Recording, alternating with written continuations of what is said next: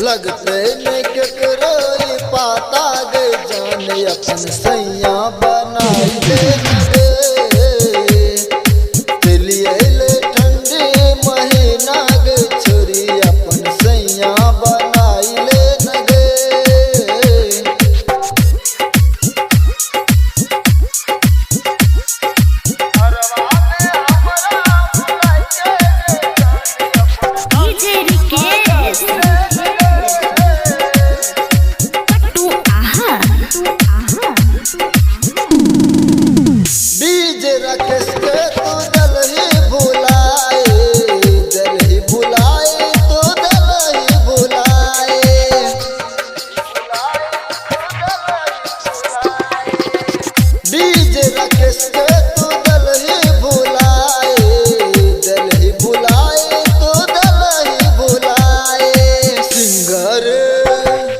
singer सर्वस के सुन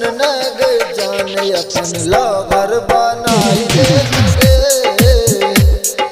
चलिए ले ठंडे महीना गे जाने अपन लवर बना